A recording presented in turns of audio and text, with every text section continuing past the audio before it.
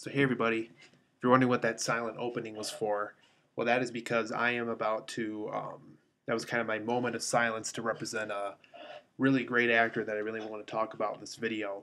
And of course, by judging by those covers, if you were able to catch on to who I was aiming for this, um, I'm going to talk about one of my favorite actors who is Morgan Freeman. He's also one of my favorite narrators, and then of course for most people that he probably is their favorite narrator as well. So I know I've been on a roll, you guys, with kind of this actor and actress discussion, and I really want to do one for Morgan Freeman for you today. So Morgan Freeman, you guys, he was in the bucket list. I have, Evan Almighty. I have Bruce Almighty, but that he's only on the back for that one, and of course Shawshank Redemption, which is one of his bigger ones. So yeah, you guys, I really like Morgan Freeman. I really think he is a really terrific actor. I think he's a brilliant narrator. He can take on almost any role. I mean, he can play the criminal. He can play God. He can play almost anything you give him. He was, Lucius Fox in The Dark Knight. He was in all that stuff.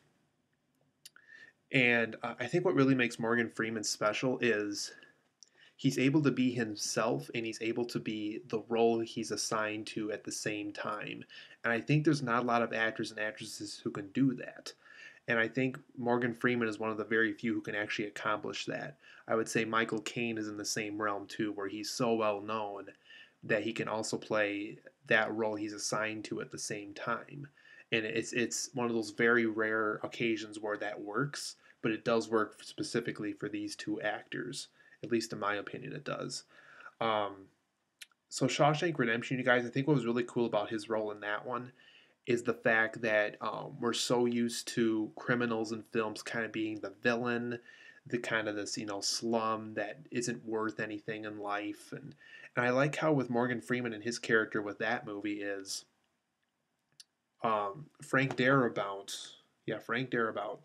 He took on the approach to that movie. Was well, what if they have good intentions? They just made this mistake a long time ago, and it's many years later in which this film took place, and they kind of look back on their life and say, I really regret doing that, and if I could go back and change history, I would go back and fix that. I would have never have done it if I knew I was going to be this miserable this far out in my life.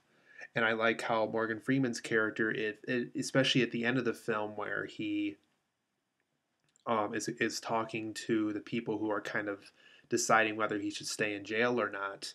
Um, I like how he honestly admitted, I feel terrible about that. There's every day passes by, and I think about that awful time that I committed that crime. And I like how this film was it was very honest with itself, and I think that's what made Shawshank Redemption so special. Um, Bruce Almighty, what I really think he nailed on when playing God, that's him right there. I really think Morgan Freeman has that presence to him where you feel like you're in the arms of someone you can trust. And I think when you're assigning somebody the role of God, I think they should have that presence to them. Um, the way he was nice to people, the way he helped people in the movie, the way he guided Bruce to certain decisions. I feel that Morgan Freeman was almost the near perfect choice, if yeah, pretty much the perfect choice for the role.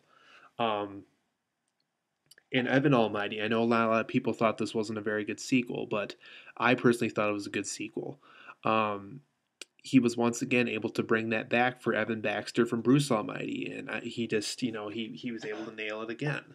Um, in Bucket List, he was, I believe, a car engineer of some kind or a car mechanic, and you really got the impression of this man wanted to do all these things before he died.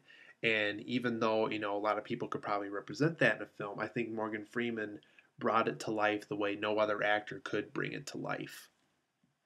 So Morgan Freeman, you guys, I really love this actor. I hope he continues to narrate things. I know he's, getting older now, so let's hope that he's still able to do more films for many more years to come because I love to watch him in movies. He's going to return as Lucius Fox for The Dark Knight Rises, so I can't wait for that. Um, so there you go, guys. Another great actor to cover for our discussions, and stay tuned. I'll probably cover some more great actors and actresses.